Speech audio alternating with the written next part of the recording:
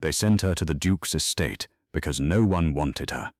Not as a bride, not as a servant, as punishment. For 3 years, Eleanor Vale had been the daughter her family wished they could erase. She was too quiet when they wanted obedience, too stubborn when they wanted submission, and far too honest for a household built on secrets. So when her stepmother finally accused her of a crime she did not commit, the punishment was cruelly simple. She would be sent north, to the Duke of Blackthorn, a man every woman in London feared, a man who had not smiled in 7 years, a man whose last bride had fled his estate before the wedding breakfast was served. Her father gave Eleanor no choice. You will go tomorrow, and if I refuse, you will go in chains. Eleanor stared at him across the cold dining table. Then she noticed the sealed letter beside his hand. The Duke had agreed to take her, but why? What kind of man accepted a disgraced woman as punishment? And what would happen when Eleanor discovered that the Duke had not asked for her and had no intention of sending her back? 3 days later, Eleanor stood before the black iron gates of Blackthorn Hall. Rain streamed from the brim of her bonnet. Her dress was soaked. Her fingers were numb around the handle of her battered traveling case. The enormous doors opened. The Duke was waiting. He stood at the top of the stone steps, dressed entirely in black, his expression colder than the rain. His eyes moved from her face to the single trunk at her feet, then back to her. You were sent here as punishment. Eleanor swallowed. Yes, Your Grace. For several seconds he said nothing. Then he walked down the steps. He stopped directly in front of her. You misunderstand. His voice was quiet, dangerously quiet. Whatever they told you, Eleanor. He reached for her frozen hand. I am not going to punish you. Her heart stopped. The Duke tightened his fingers around hers. I am going to find out why they wanted you gone. And for the first time since leaving home, Eleanor realized something terrifying. Perhaps being sent to the Duke had never been her punishment. Perhaps it had been theirs. The humiliation began before Eleanor ever reached Blackthorn Hall. It began in her father's dining room. 20 people had gathered that evening. Lords, ladies, neighbors who had known the Vale family for generations, and every one of them had been invited to watch Eleanor be disgraced. She stood at the far end of the room in a faded blue dress that had once belonged to her older sister.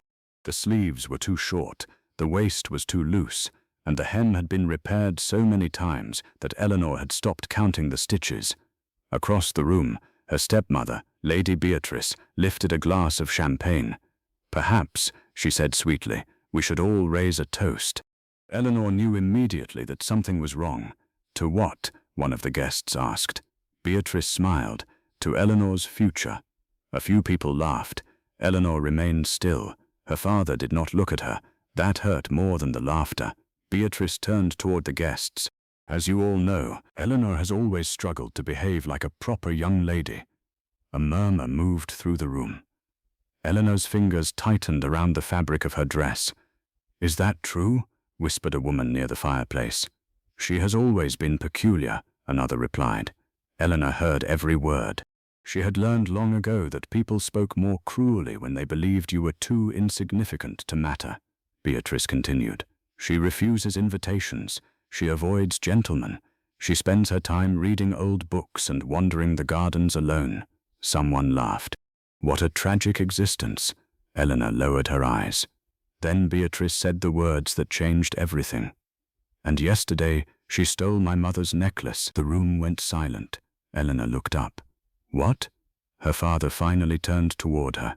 His expression was hard. The necklace had been missing since that morning. You were the only person in the house who had access to my wife's room, Lord Vale said. That isn't true. Then where is it? I don't know. Beatrice stepped forward. Oh, Eleanor. The disappointment in her voice was almost theatrical. You could simply confess. I have nothing to confess. A man near the fireplace chuckled. Pride until the very end. Eleanor felt heat rise into her face. She looked around the room. No one was coming to her defense. Not one person. Then Beatrice reached into the pocket of her gown. She held up the missing necklace. A gasp swept through the room. Eleanor stared at it. That was in your room, Beatrice said. No, you are lying. I have never seen it before. Beatrice's eyes hardened. Then perhaps you should explain why it was found beneath your pillow. Eleanor couldn't breathe, because she suddenly understood. This had never been about the necklace. It had been planned. Someone had placed it there. Someone wanted her gone. But why? Her father rose slowly from his chair. Enough. Eleanor looked at him. Father, please. He avoided her eyes.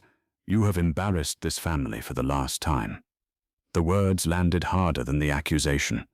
Tomorrow morning, he continued, you will leave for Blackthorn Hall.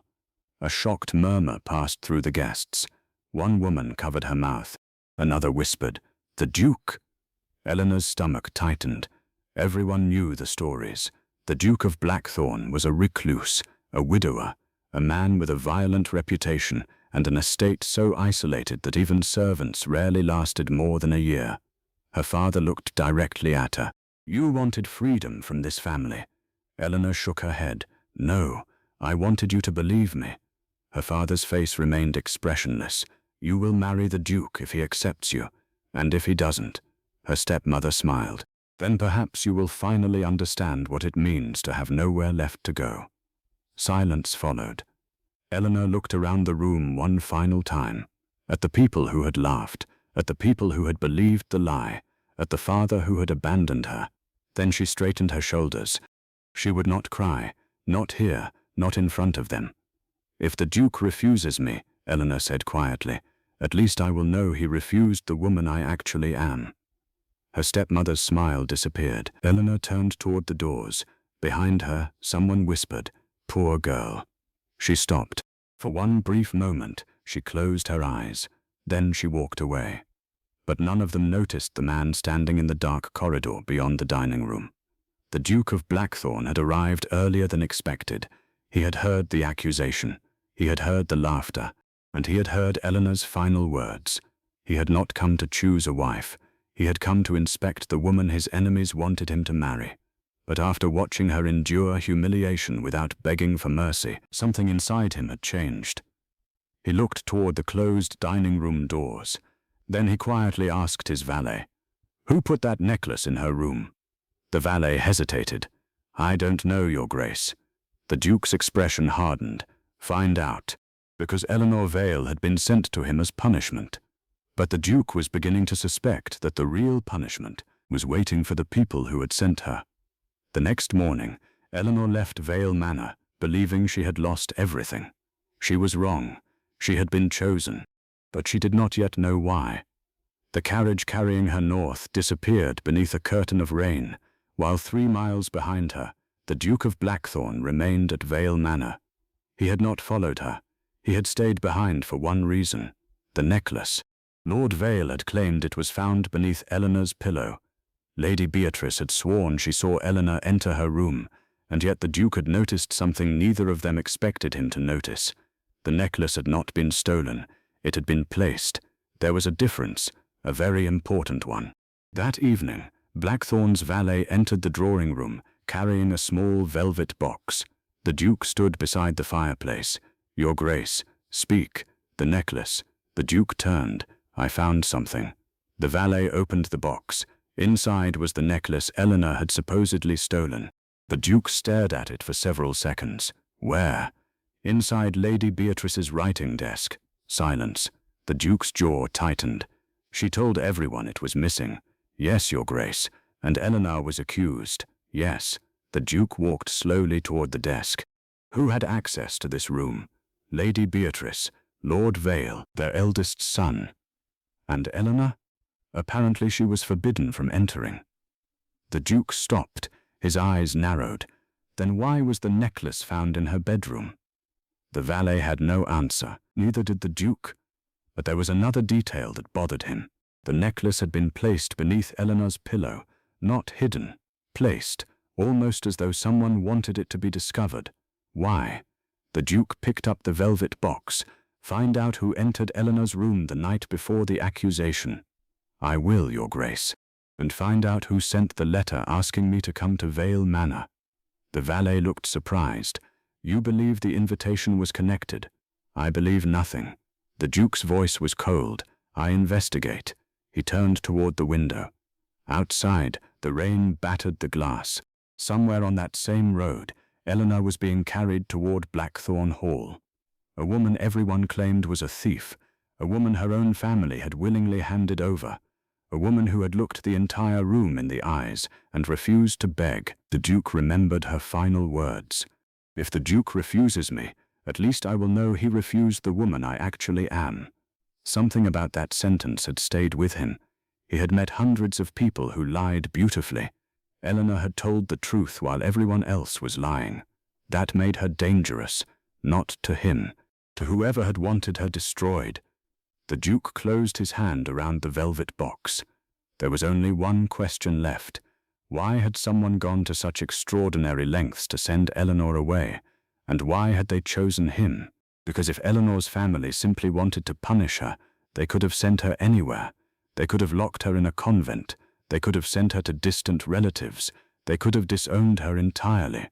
Instead, they had sent her to the one man in England powerful enough to make her disappear from society forever. The Duke of Blackthorn.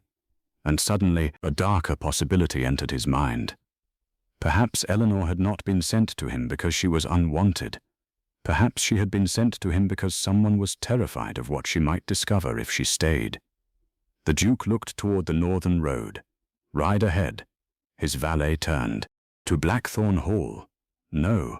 The Duke's expression became unreadable. To the village nearest the estate. What should I tell them? The Duke paused. Nothing. He looked once more at the rain. Just find out who has been asking questions about my new wife, because Eleanor Vale had entered his life carrying a stolen necklace she had never touched, and somewhere behind her, someone had already begun preparing the next lie. Eleanor Vale had never been the kind of woman people remembered. At 22, she had learned how to move through a room without disturbing it. She knew which floorboards creaked, which servants were tired, which doors should never be opened, and, most importantly, when to remain silent. Her beauty was not the kind that stopped conversations. There was nothing dramatic about her face. Her brown hair was usually pinned too simply. Her eyes were a muted shade of green, easily overlooked beneath lowered lashes. She had a slender frame and pale hands, marked by years of household work. But there was something about Eleanor that became visible only when someone took the time to look. She noticed everything, she remembered everything, and she rarely complained. That was why her family had mistaken her patience for weakness. They did not know that Eleanor had spent years surviving things she had never been allowed to speak about. When her mother died, Eleanor was 12. Her father remarried 2 years later. Lady Beatrice brought 2 daughters of her own into the household, and from that day forward, Eleanor became unnecessary. Her stepmother gave her old dresses, her sisters gave her their unfinished chores, her father gave her silence, so Eleanor learned to make herself useful. She learned accounts. She learned medicine from old household books. She learned how to manage servants, preserve food, mend clothing, and stretch a week's allowance into 2. She knew the price of every loaf of bread in the village. She knew which tenant farmer was struggling. She knew which roof leaked when it rained. And yet, at dinner, nobody ever asked her opinion. Perhaps that was why the accusation of theft had hurt so deeply. Not because they believed she was a thief, but because they had never bothered to know whether she could be one. Now she sat alone inside the carriage heading north. Her traveling case rested beside her. It contained 3 dresses, 2 books, a worn woolen shawl, and a small silver locket that had belonged to her mother. Everything she had left. Eleanor rested her forehead against the cold carriage window. The countryside passed in grey streaks beyond the glass. She should have been frightened. Perhaps she was, but beneath the fear was something else. Relief. She was leaving. For the first time in years, she was leaving the house where every breath seemed to belong to someone else's judgment. She didn't know what waited at Blackthorn Hall. She only knew the stories. The Duke was 33, unmarried, wealthy beyond imagination, and terrifying. Some called him cruel, some called him heartless. Others whispered that he had returned from the war with blood on his hands and darkness in his eyes. Eleanor did not know which stories were true, but she had one question. If the Duke was truly as terrible as everyone claimed, why had he agreed to receive her? Across the northern hills stood Blackthorn Hall, and its master was waiting. The Duke of Blackthorn had not always been a feared man. Once, Adrian Blackthorn had been the second son of a respected family. He had laughed easily. He had ridden recklessly. He had believed people when they told him they loved him. That man had died at 26, not literally, but almost. A battlefield explosion had left a scar along his ribs, a permanent weakness in his right shoulder, and a wound across his left hand that never completely faded. His older brother died shortly afterward. Adrian inherited the title. Then his mother died. Then the woman he had once intended to marry chose another man. One loss after another had taught him the same lesson. Attachment was a weakness, love was a debt, and people eventually left.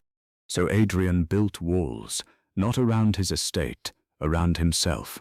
He dismissed half the household staff, stopped attending London balls, refused invitations, rarely entertained guests. He became known as the Duke who preferred empty rooms to crowded ones. His servants spoke quietly in his presence. His tenants respected him, his enemies feared him, and women learned quickly that his title did not mean his heart was available. Adrian stood now inside the library of Blackthorn Hall, staring at the rain-covered windows. The room was enormous. Dark oak shelves climbed toward the ceiling. A dying fire burned behind him. On his desk lay the report concerning Eleanor Vale, 22 years old, no fortune, no dowry, no fashionable connections, accused of theft, sent away by her own family. On paper, she was precisely the kind of woman Adrian should have rejected, yet he kept reading. Not because he wanted a wife, because something about the story did not fit. The necklace had been planted, he knew it, and the family had been far too eager to get rid of Eleanor. That bothered him. Adrian picked up the report again. There was one line near the bottom that had been added by a local solicitor. Miss Vale has managed the household accounts for the past 4 years. Adrian stopped. He read it again. 4 years. A girl from a respectable family with no fortune had somehow managed their household finances for 4 years. He continued. She is also known to assist the village physician and has twice prevented outbreaks of fever among the estate workers. His eyes narrowed. That was not the description of a spoiled thief. It was the description of a woman who had spent her entire life solving problems nobody thanked her for solving. Adrian placed the paper down. For the first time in years, he was curious about someone, not attracted, not interested, curious, and curiosity was dangerous. A knock sounded at the library door. His valet entered. "Your Grace." Adrian turned. "How far away?" "Less than an hour." Adrian's expression hardened. "Prepare the east guest wing." The valet hesitated. "The guest wing, yes. And if she wishes to leave?" Adrian looked toward the dark windows. "She won't." The valet blinked. "Your Grace." Adrian's voice dropped. "Not until I know why her family was so desperate to send her here." Outside, thunder rolled across the hills, and miles away, Eleanor's carriage continued toward Blackthorn Hall. Neither of them knew it yet, but the woman who had spent her entire life being overlooked was about to become the only person in England the Duke could no longer ignore. The carriage arrived at Blackthorn Hall just before sunset. Eleanor had expected darkness. She had expected cold. She had expected a duke who would look at her as though she were an unwanted parcel delivered to his door. She had not expected him to be waiting. The carriage stopped beneath the enormous stone archway. Rain fell steadily across the courtyard. A footman opened the door. Eleanor stepped down. Her shoes sank slightly into the wet gravel. She lifted her eyes. Adrian Blackthorn stood at the top of the steps. He was taller than she had imagined, broad shoulders beneath a black wool coat, dark hair touched by the wind. A faint scar crossed the edge of his jaw, and his eyes, they were colder than the winter sky. Eleanor lowered her gaze. "Your Grace," she curtsied. Adrian did not move.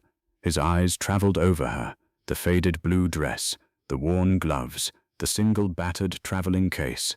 Then he looked at the carriage behind her. "Where is the rest of your luggage?" Eleanor hesitated. "There is no rest." His expression changed almost imperceptibly. "You were sent here with one case?" "Yes, Your Grace." "For a marriage?" Eleanor looked down at her hands. "For whatever punishment you believe I deserve." The servant standing nearby went completely still. Adrian's jaw tightened. He stepped down one stair. "Who told you I intended to punish you?"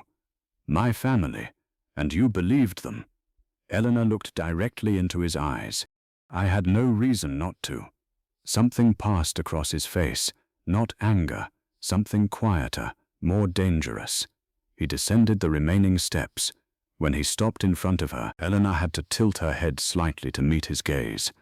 "You were accused of theft." "Yes.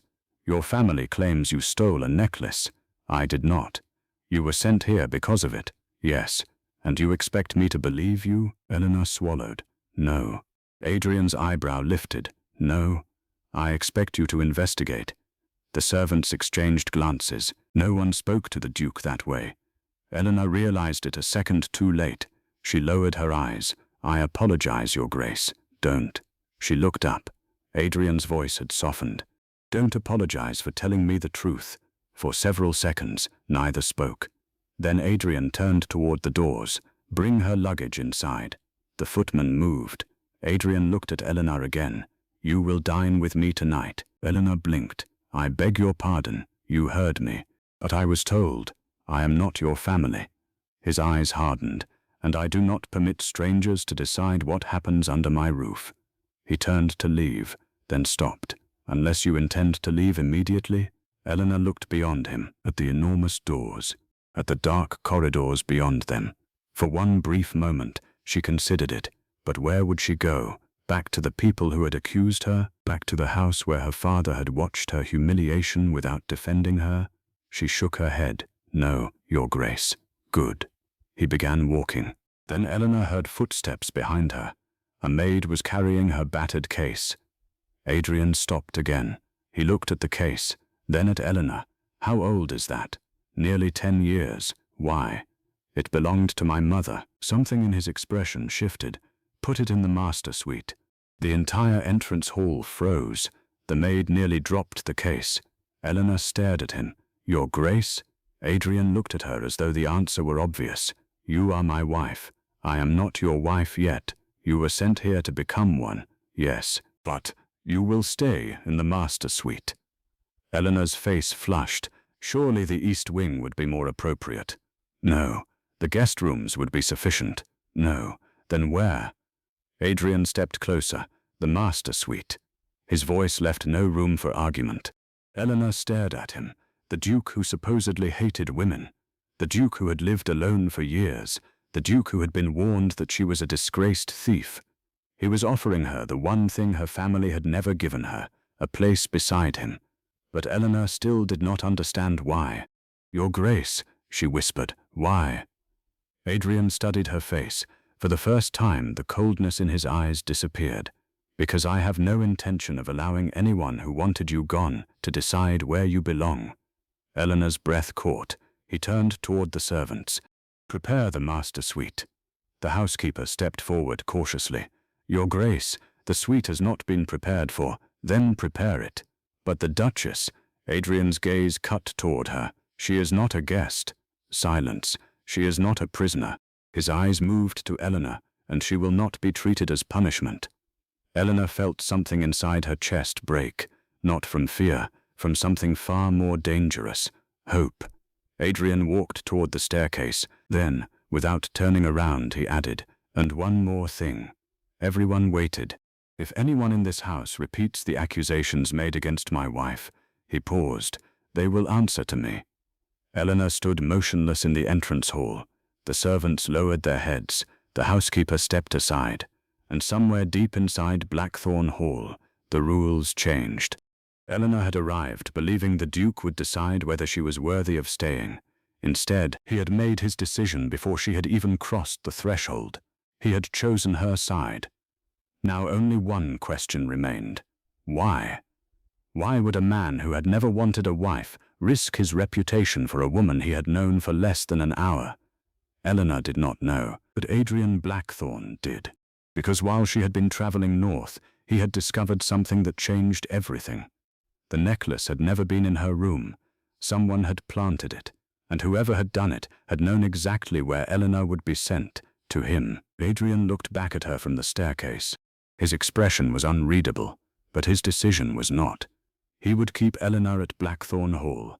He would protect her, and before he allowed her to leave, he would uncover the person who had been trying to destroy her.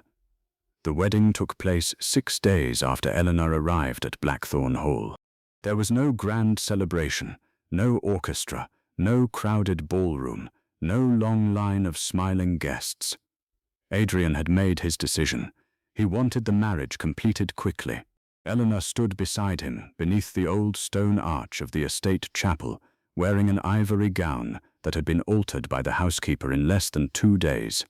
It was simple, elegant, and nothing like the elaborate dresses her sisters had once worn when they hoped to attract wealthy husbands. Eleanor's hands were folded tightly in front of her. Adrian stood beside her, completely still. When the priest asked whether he accepted her as his wife, his answer came without hesitation. "I do." Eleanor's heart gave an unfamiliar beat. Then the priest turned toward her. "And do you accept his grace?" Eleanor looked at Adrian. His expression revealed nothing. She thought about her father's dining room, the necklace, the accusations, the carriage. Then she thought about Adrian standing on those steps and telling everyone she was not a prisoner. "Yes," she whispered. The ceremony ended, and with it came the strangest part. They were husband and wife, yet they were still almost strangers.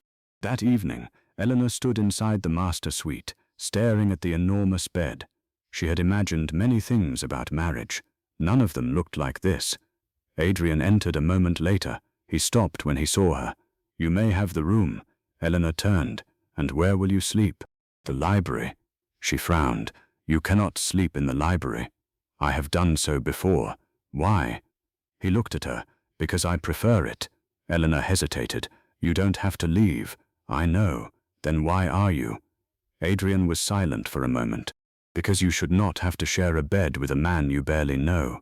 Something inside Eleanor softened. She looked down. "Thank you." He nodded. Then he walked toward the door. Before leaving, he stopped. "Eleanor," she looked up, "if you need anything, send for me." "You won't be angry?" His brow furrowed. "Why would I be angry?" "Because I need something." "What?" Eleanor glanced toward the window. "The rain has started." Adrian looked outside. "Yes, I dislike thunderstorms." He studied her for a moment, then simply said, "I'll leave the fire burning." And he did. That was how their marriage began, not with passion, with a fire, a small kindness neither of them mentioned again. For the first week, they behaved like two people renting rooms in the same house. They ate breakfast together. They spoke about the weather. They discussed household matters. Then Adrian returned to his study. Eleanor spent her afternoons exploring the estate. At first, she assumed he barely noticed her. She was wrong. He noticed everything. He noticed that she always left half her tea untouched. He noticed that she preferred the chair nearest the window. He noticed that she read while eating breakfast. He noticed that she walked the gardens whenever she was troubled. And Eleanor noticed things about him too. She noticed that Adrian never sat with his back to a door. She noticed that loud noises made his shoulders tense. She noticed that his right hand stiffened whenever the weather became cold. She noticed that he often woke before dawn, and she noticed the scar along his hand. She never asked about it. Not yet. One morning, Adrian entered the breakfast room and found Eleanor standing beside the table. His usual tea was already waiting. He stopped. "You remembered." Eleanor looked at the cup. "You don't take sugar. I never told you that." "No." "Then how did you know?" She shrugged. "You didn't drink the tea the housekeeper served yesterday." He looked at her. "I watched you remove the sugar yourself." Adrian stared at her for a moment. Then he sat down. He took one sip. It was exactly how he liked it. He said nothing. But the following morning, Eleanor found a small silver tea strainer beside her own cup. She looked toward him. "What is this?" "You said yesterday that you disliked the leaves floating in your tea." I mentioned that once. Yes, you remembered.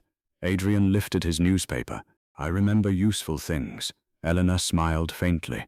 He pretended not to notice, but he did. Every morning after that, their tea became a quiet ritual. No declarations, no romance, just 2 cups, 2 chairs, and gradually, fewer silences that felt uncomfortable. One afternoon, Eleanor found Adrian in the library struggling with a stack of estate accounts. You're reading those incorrectly. His head lifted. Excuse me. She approached the desk. These expenses. He looked down. What about them? They don't belong to the estate. Adrian frowned. How do you know? Because the dates don't match the harvest records. He stared at her. Eleanor pointed to the page. This supplier charged you twice. Adrian leaned closer. Their shoulders nearly touched. He looked at the numbers, then at her. You're right. I usually am. For the first time, something almost resembling amusement appeared in his eyes. Modest. I learned from experience. He leaned back. Sit. Eleanor sat. For the next hour, they worked side by side. It was the first time Adrian had allowed another person into the part of his life he guarded most carefully. By sunset, Eleanor had uncovered 3 irregular payments. Adrian looked at the papers. You could manage the estate. I already do. He looked at her. She realized what she had said, then smiled. Or at least I could. Adrian's expression softened. Perhaps you should. And so she did. Days became weeks. Eleanor began learning the estate. She met the tenants, reviewed the household accounts, helped the cook reduce waste. She remembered servants' names. She noticed broken fences. She knew which children in the village needed medicine. And slowly, Blackthorn Hall began to change. Not dramatically, just enough. Flowers appeared in rooms that had been empty for years. The dining room curtains were opened during breakfast. The library fire was kept burning later into the evening. Even Adrian's study began to smell faintly of lavender instead of dust. He noticed. He never complained. One evening, Eleanor entered the library carrying a cup of tea. Adrian looked up. You shouldn't be working this late. Neither should you. I am the Duke, and I am your wife. He stared at her. She immediately regretted saying it. But instead of becoming angry, Adrian lowered his eyes to the cup. You brought me tea. Yes. Why? Because you're tired. I don't need looking after. I know. Then why? Eleanor placed the cup beside him. Because someone should. Adrian looked at her. For several seconds, neither moved. Then he quietly said, Thank you. It was such a simple sentence, yet Eleanor felt it more deeply than she should have. Later that night, she returned to her room. On the small table beside her bed sat a single white rose. No note, no explanation. She touched one of its petals.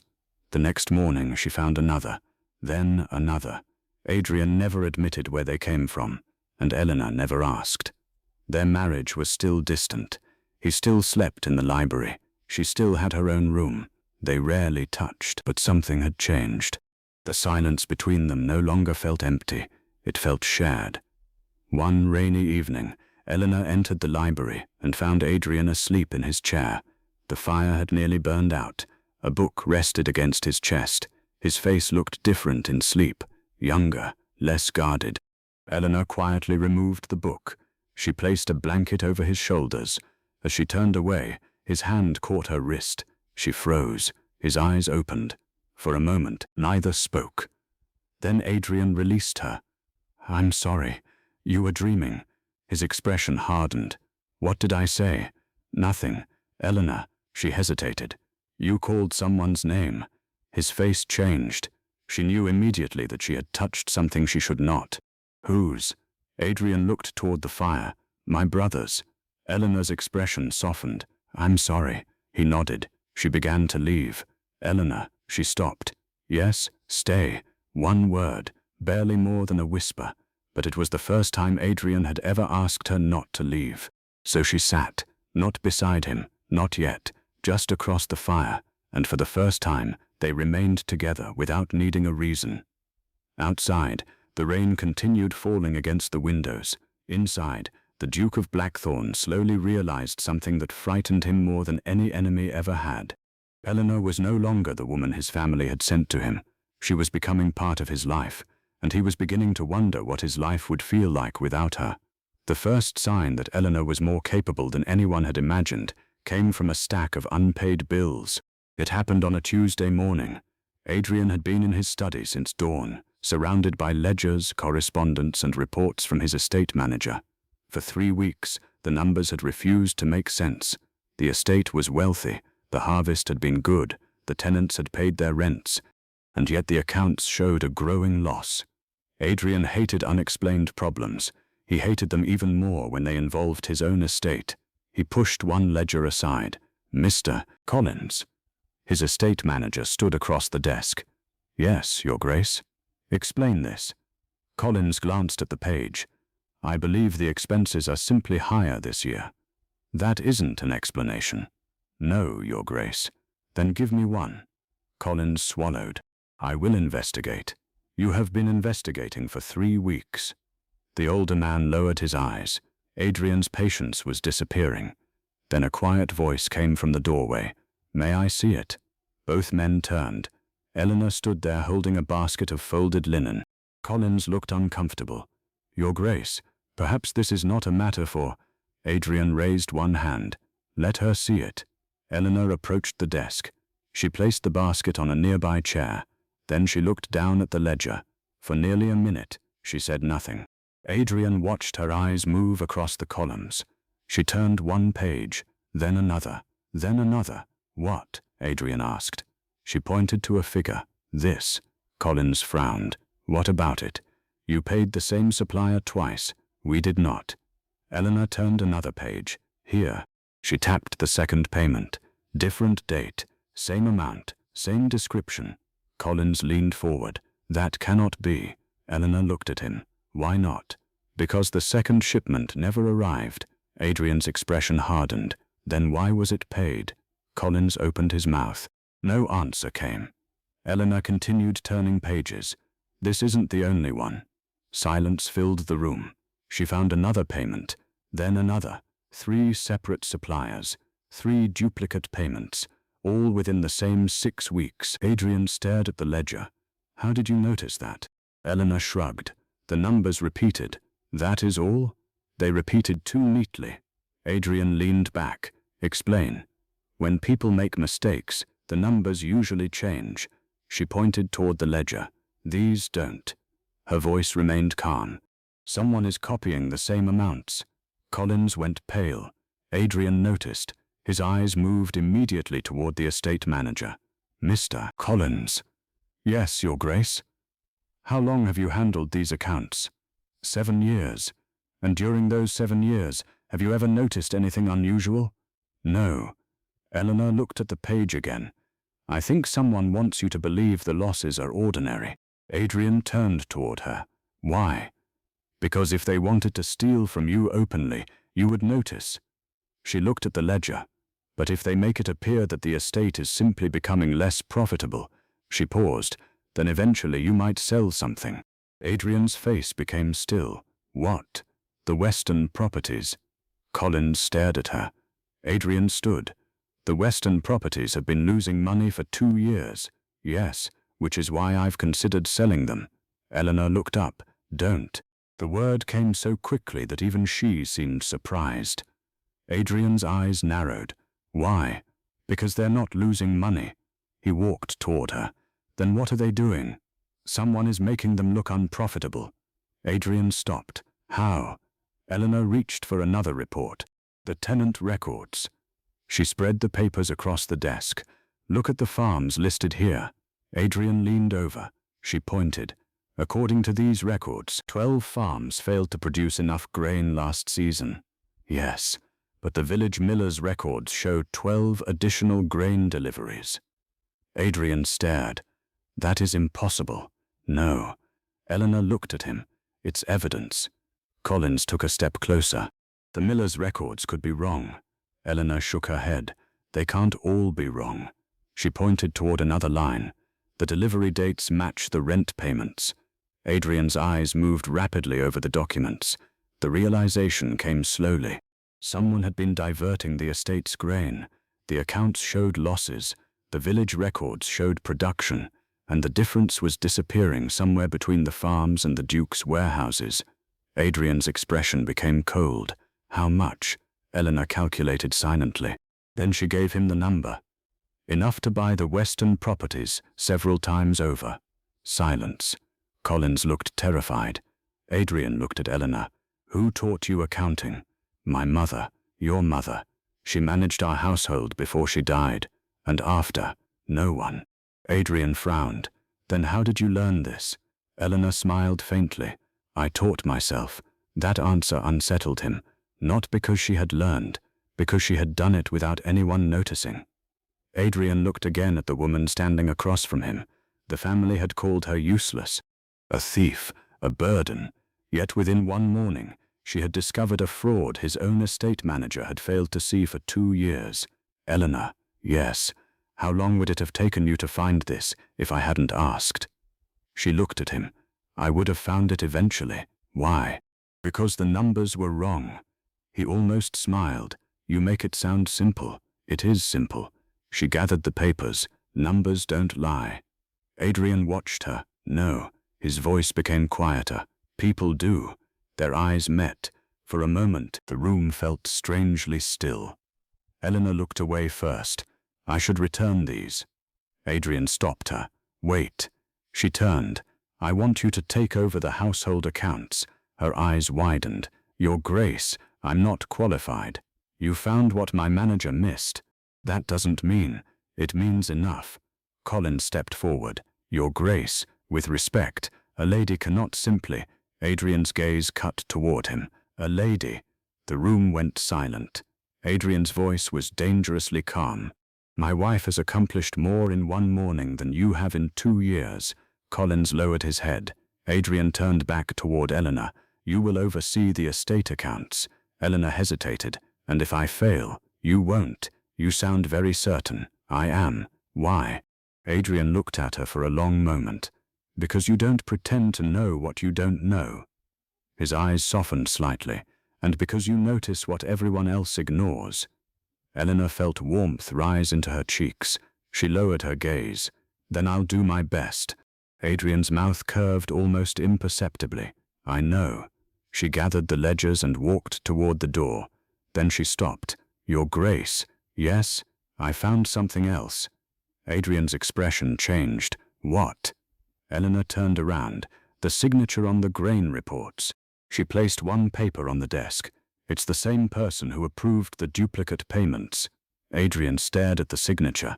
He knew the handwriting. His eyes darkened. Where did you find this? In the records from Vale Manor. His head snapped up. Vale Manor? Eleanor nodded. The person who forged these accounts worked for my father's estate too. Neither spoke. Suddenly the necklace no longer seemed like an isolated accusation. The missing money, the false records, Eleanor's stolen necklace, her family's desperation to send her away. Perhaps they were all connected. Adrian looked at the signature again, then at Eleanor.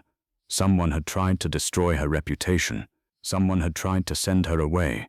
And now they had discovered that the same person had been stealing from his estate. The Duke's voice became cold. They made one mistake. Eleanor waited. They sent you to me. He stepped closer. And now you're going to help me find them. For the first time since Eleanor arrived at Blackthorn Hall, Adrian began looking for her. Not because he needed an account checked, not because there was another problem with the estate, not because he wanted information. He simply wanted to know where she was. The realization irritated him. He had spent years teaching himself not to need anyone. Yet now, when he entered the breakfast room and found her chair empty, his eyes went immediately toward the door. She is in the garden, Your Grace, the housekeeper said. Adrian looked up. I didn't ask. The housekeeper smiled faintly. No, Your Grace. He returned to his newspaper, but he did not read another word. 10 minutes later, he found himself walking toward the gardens. He told himself he was inspecting the western grounds. He was not. Eleanor was standing beside a stone wall, speaking with one of the estate's tenant farmers. Her bonnet had slipped slightly backward. A loose strand of brown hair moved across her cheek in the morning breeze. She was holding a notebook. The farmer looked worried. I don't know what else to do, my lady. You don't need to sell the horse. I can't afford the feed. You won't have to. Eleanor turned a page. The estate will provide it until the spring harvest.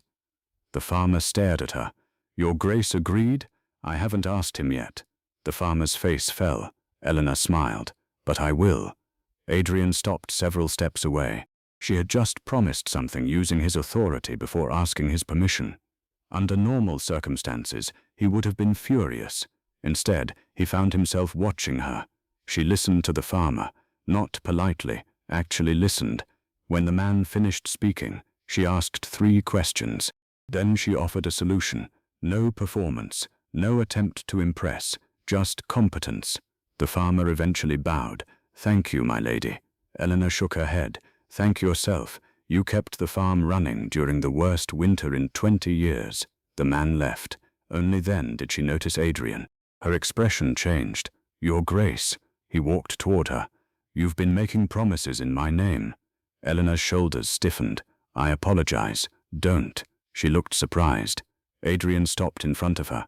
Did you say the estate would provide the feed? Yes. How much? She gave him the figure. He calculated quickly. Less than the cost of losing the horse. Eleanor nodded. Exactly. Adrian studied her. You considered the cost before making the promise. I usually do. He almost smiled. I've noticed. For a moment, neither spoke. Then Eleanor looked toward the notebook in her hands. There's something else. Of course there is. She smiled. It was small, but Adrian noticed it, and something inside his chest shifted. He had seen Eleanor smile before, rarely, but this one was different. It reached her eyes. He looked away first. That annoyed him even more. He had faced enemy soldiers without blinking, yet one quiet smile from his wife had unsettled him. Ridiculous, absolutely ridiculous. They walked back toward the house together. For the first time, Adrian noticed how naturally she matched his pace. She did not rush to keep up. She did not fall behind. She simply walked beside him. You don't seem afraid of me anymore, he said. Eleanor glanced at him. Should I be? Most people are. I've noticed. And yet you aren't. She considered the question. I was afraid of you when I first arrived. What changed? You gave me tea without asking what I wanted. Adrian looked at her. She continued walking. You gave me your room. I gave you a room. The master suite. You were my wife. You defended me before you knew me. He said nothing. Eleanor looked at him. So I decided perhaps the stories were wrong. And now? She smiled faintly. Now I think you're difficult. Adrian raised an eyebrow. Difficult. Very. Anything else? Proud. He nodded. Accurate. Stubborn. Also accurate. She hesitated. Kind. Adrian stopped walking. Eleanor stopped too. The words seemed to hang between them. Kind? She nodded. I've seen what you do when no one is watching. His expression became unreadable. You've been watching me. Eleanor's cheeks warmed. Not deliberately. Then how? I notice things. He remembered what she had said about the accounts. Numbers don't lie. People do. But apparently, Eleanor noticed people too. He stepped closer. Not enough to frighten her. Just enough that he could see the faint freckles across her nose. For the first time, he realized he knew the exact shade of her eyes. He had never noticed before. Or perhaps he had. He simply hadn't allowed himself to. You should be careful, he said quietly. With what? Noticing me. Eleanor looked confused. Why? Because I may start noticing you. Her breath caught. Adrian immediately stepped back. He had not intended to say that. Eleanor looked away, neither mentioned it again, but something had changed. That evening, they ate dinner together. Usually, Adrian read correspondence while Eleanor quietly ate. Tonight, the papers remained untouched. You're staring, Eleanor said. Adrian looked up. I am not. You are. He leaned back. Perhaps I'm thinking. About. You. The fork in her hand stopped. Adrian realized he was enjoying this. That realization was even more dangerous. Eleanor lowered her eyes. You shouldn't say things like that. Why? Because I might believe you. His expression softened. I wouldn't say them if I didn't mean them. Silence. The candlelight flickered between them. Eleanor's hand rested beside her plate. Adrian noticed a tiny ink stain on her finger. He reached across the table. She froze. His thumb brushed lightly over the stain. "You have ink on your hand." Eleanor looked down. Oh, neither moved. His fingers remained against hers for one heartbeat, then two. Adrian withdrew his hand. "Sorry." She shook her head. "You don't have to apologize." His eyes met hers. The room suddenly felt much smaller. That night, Eleanor stood before the mirror brushing her hair. She remembered his hand touching hers. It had been nothing, barely a moment. Yet her heart had not stopped racing. Across the hall, Adrian stood alone in his study. He had removed his coat. His sleeves were rolled to his forearms. A book lay open on the desk. He hadn't read a single page. He kept thinking about Eleanor's smile, her voice, her intelligence, the way she walked beside him without fear, the way she looked at him when she thought he wasn't watching. He had spent years believing attraction was dangerous because it created weakness. But this was different. He didn't want to possess her. He wanted to know her. He wanted to hear what she thought. He wanted her beside him at breakfast. He wanted to hear her footsteps in the corridor. He wanted to know whether she had slept well. And that frightened him more than desire ever could, because desire could be resisted, but affection had already begun to feel like home. The following morning, Eleanor entered the breakfast room. 2 cups of tea waited on the table. She looked at Adrian. "You made mine. Yes, you remembered. I remember useful things." She smiled. "You're becoming predictable, Your Grace." Adrian lifted his cup. "Perhaps." He looked at her over the rim. "But I find I don't mind." And Eleanor finally understood. The Duke was no longer merely protecting her.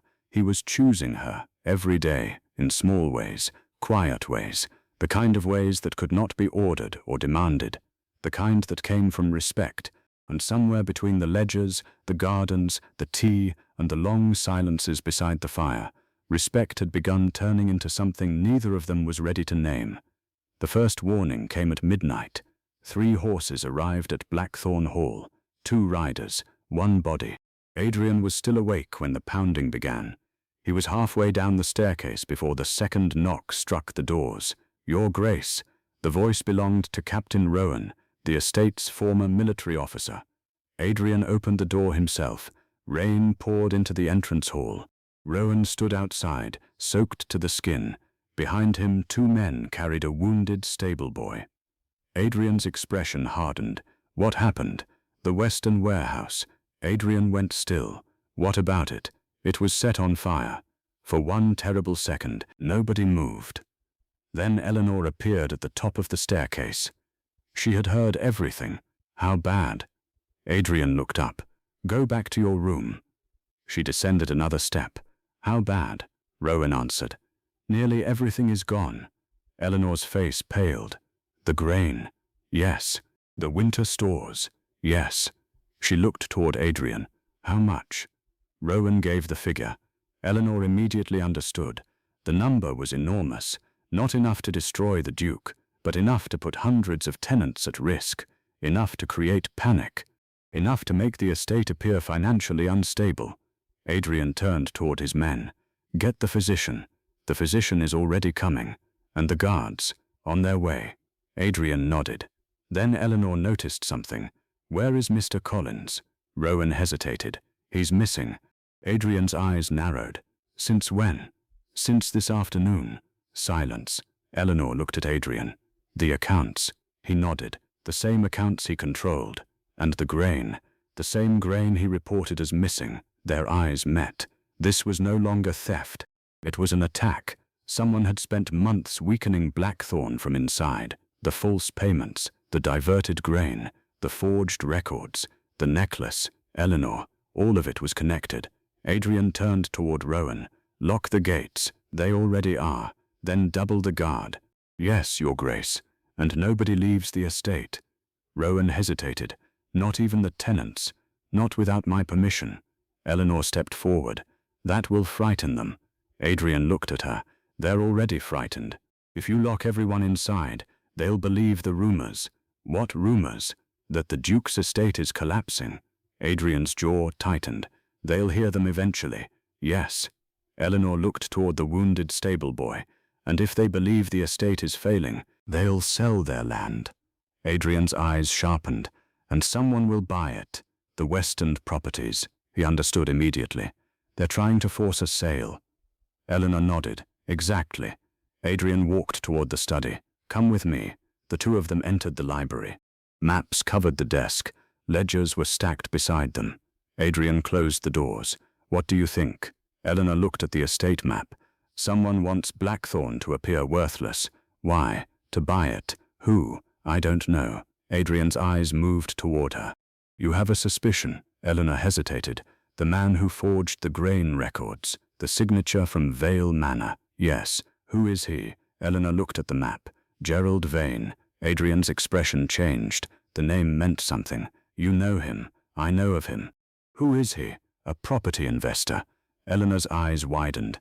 He has been buying failing estates along the northern border. Adrian stepped closer. How did you learn that? From my father's correspondence. Your father was working with him. I don't know. Eleanor. I said I don't know. Adrian saw the fear in her eyes. Not fear for herself. Fear that her family might have been involved. He softened. We'll find out. Before Eleanor could answer, a gunshot exploded outside. She flinched. Adrian moved instantly. He pulled her behind him. Another shot struck the window. Glass shattered across the floor. Eleanor gasped. Down. Adrian pushed her behind the heavy desk. His body shielded hers. Stay here. Adrian, stay. He drew the pistol hidden beneath his coat. Another shot, then silence. Adrian waited. 10 seconds. 20. Nothing. He slowly approached the broken window. Outside, the gardens disappeared into darkness. Captain Rowan. Footsteps thundered through the corridor. Rowan entered. Your Grace. Search the grounds. Yes. Adrian turned toward Eleanor. She was still crouched behind the desk. A small cut marked her cheek. His face changed. You're bleeding. She touched it. It's only glass. Adrian crossed the room. He knelt beside her. Let me see. She remained still. His fingers gently touched her cheek. The cut was shallow, but his hand trembled. Eleanor noticed. You're shaking. I am not. You are. His eyes met hers. For the first time, she saw something naked in them. Fear. Not fear for himself. For her. You could have been killed. I wasn't. That isn't the point. His voice cracked slightly. Eleanor stared at him. The Duke who had faced war. The Duke who never showed weakness. Was frightened because a bullet had come too close to her. She reached up. Her fingers touched his wrist. I am here. Adrian closed his eyes briefly. Then he stood. From now on, you do not leave this house without guards. Eleanor frowned. I am not a prisoner. No. His voice was firm. You are my wife. The words struck her differently this time. Not as a title, as a promise. Outside, the search continued. Then Rowan returned. He carried something in his hand, a black riding glove. He placed it on the desk. There was a man near the western wall.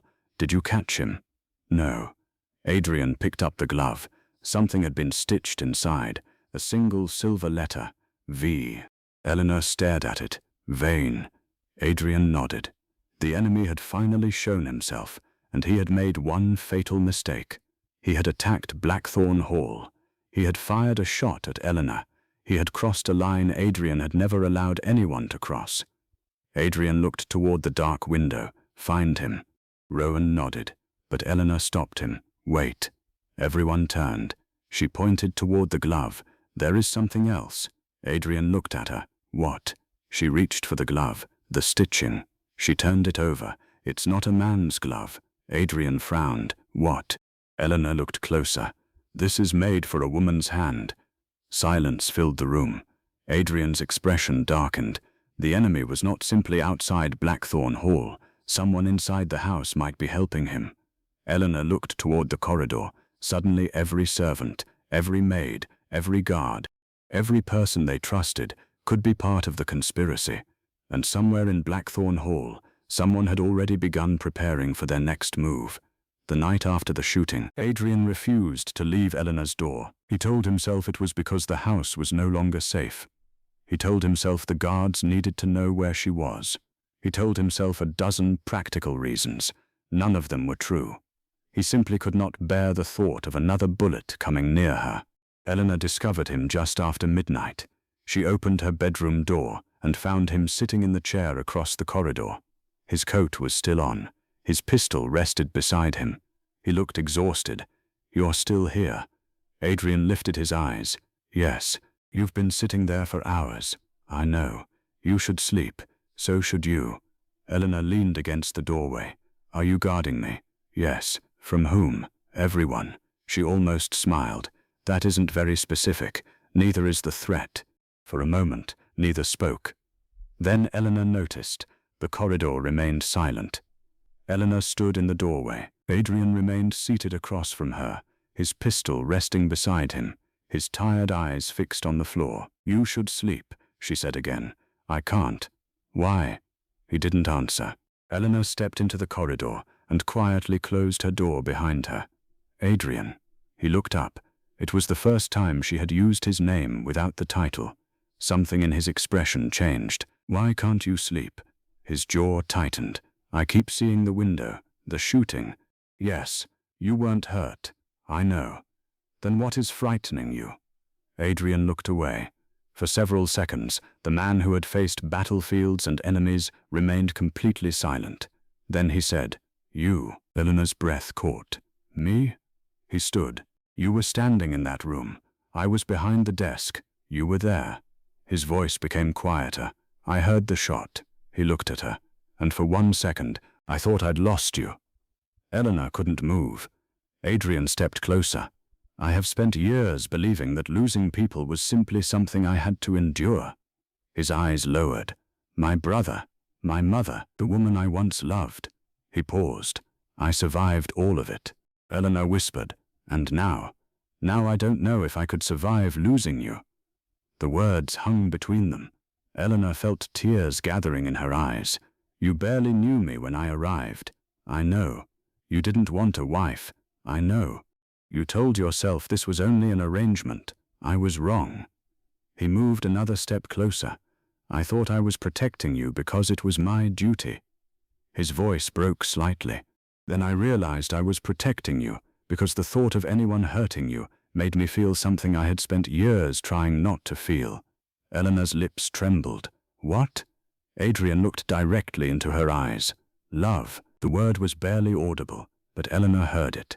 She closed her eyes. For months, she had wondered what lived behind his silence. Now she knew. The Duke wasn't cold. He had been afraid that loving someone would give the world another way to hurt him. Eleanor reached for his hand. He looked down at their joined fingers. "I was afraid of you too," she whispered. His eyes lifted. "Of me? When I came here? Why?" "Because everyone said you were cruel. And now?" She smiled through the tears. "Now I know you're just a man who doesn't know what to do when someone loves him." Adrian let out a quiet breath that almost sounded like a laugh. "You make me sound helpless." "You are." He shook his head. "You're impossible. And yet you won't let me leave." His expression softened. "No. Why?" Adrian raised her hand to his lips. "Because this is the first place I've ever wanted someone to stay."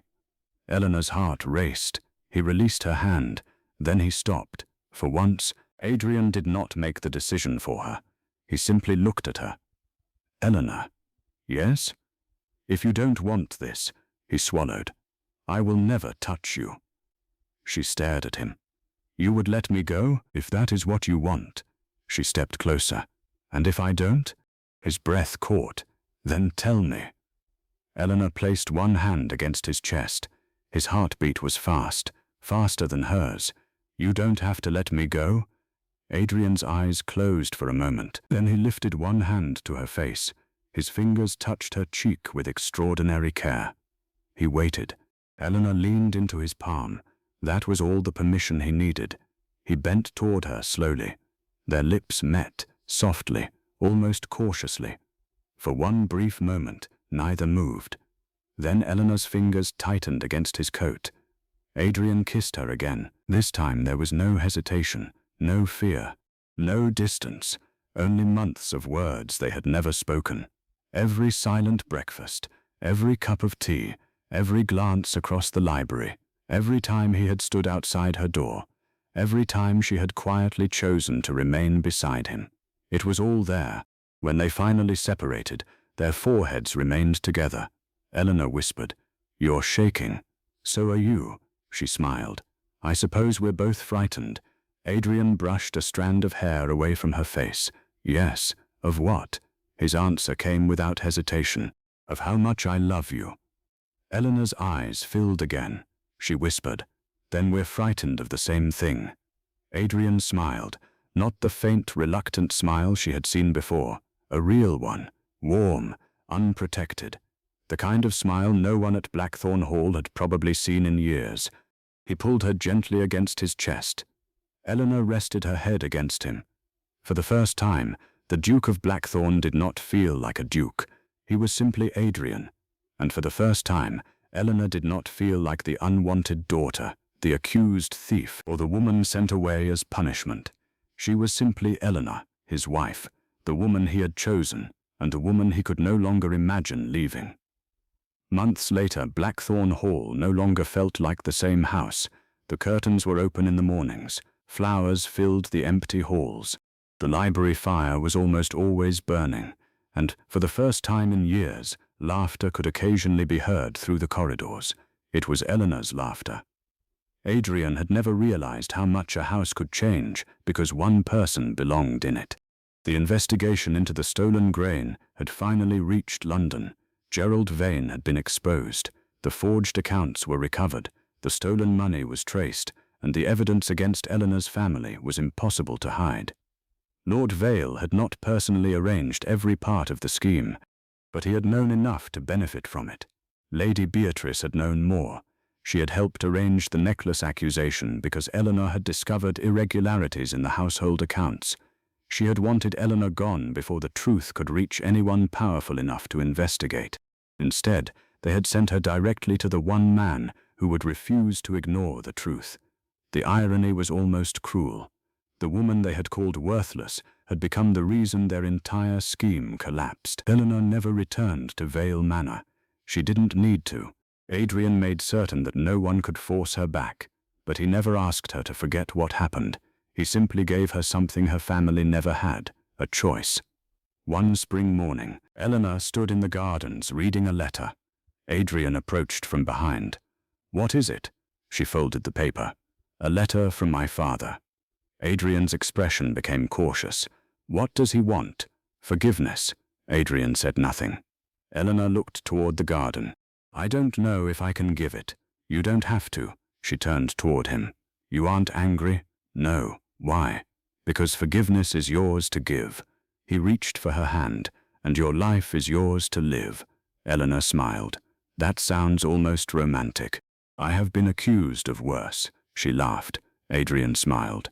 He still wasn't a man who spoke easily about his feelings, but Eleanor had learned that love did not always arrive in speeches. Sometimes it arrived as a cup of tea, a fire left burning through the night, a hand quietly reaching across a table, a husband remembering which flowers his wife liked, a wife leaving the library door open because she knew her husband hated closed rooms when he was troubled.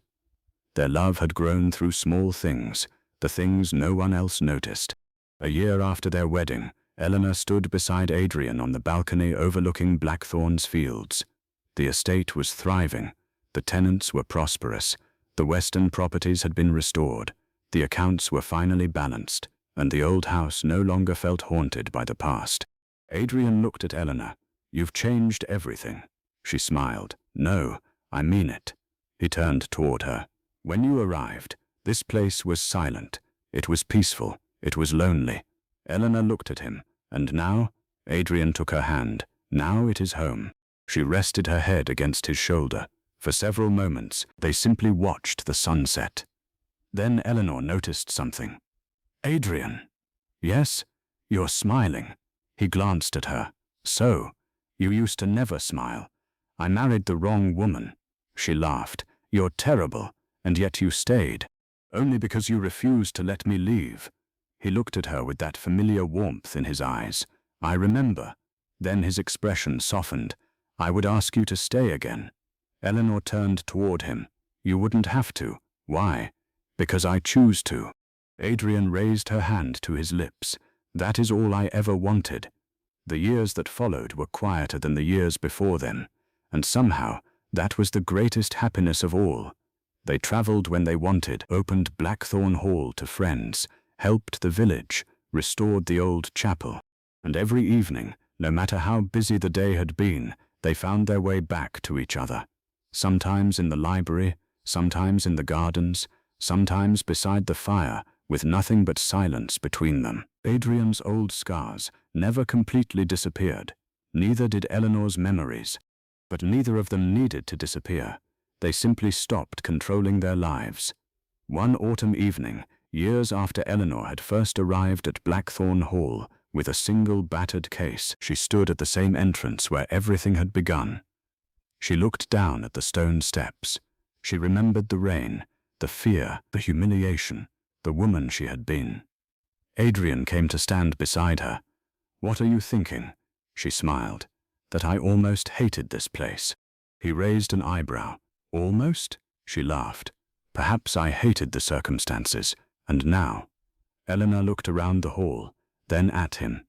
Now I think it was the best punishment anyone ever gave me. Adrian shook his head. You were never supposed to be punished. I know.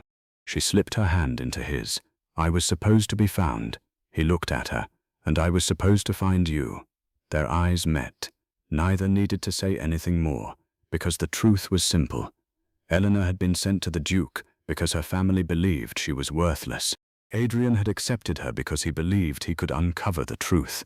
Neither expected love, neither expected healing, neither expected that the woman sent away as punishment would become the greatest blessing of the Duke's life. But sometimes the cruelest doors lead somewhere beautiful. Sometimes the people who try to erase you accidentally send you exactly where you belong. And sometimes love does not begin with a grand declaration. Sometimes it begins with a cup of tea, a quiet act of protection, a seat beside the fire, a person who notices what everyone else ignored, and, eventually, a choice, not because someone was forced to stay, but because they finally found a place they never wanted to leave. Eleanor had once arrived at Blackthorn Hall, believing she had nowhere left to go. Years later, she stood beside the man who had become her safest place, and when Adrian took her hand and led her inside, she followed willingly. Not as the unwanted daughter, not as the accused thief, not as a punishment, but as the woman the Duke had chosen, and the woman who had chosen him back.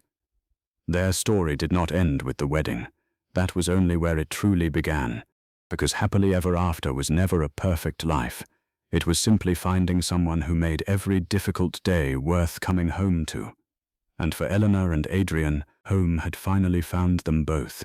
Years later, Eleanor would sometimes stand at the window of Blackthorn Hall and remember the girl who had once arrived there in the rain, a frightened girl, a girl carrying one battered suitcase, a girl who believed she had been sent away because she was unwanted. She would remember the cold carriage, the accusations, the necklace, the laughter, and most of all, the words her family had spoken. You have nowhere left to go, but they had been wrong, because Eleanor had not been sent somewhere she did not belong. She had been sent home, not to the house where she was born, but to the man who had taught her that being loved did not mean being controlled, that protection did not mean imprisonment, and that being chosen meant nothing unless you were also free to choose. One evening, Adrian found her standing alone in the garden. The sun was disappearing behind the hills. He walked up behind her. You're thinking again.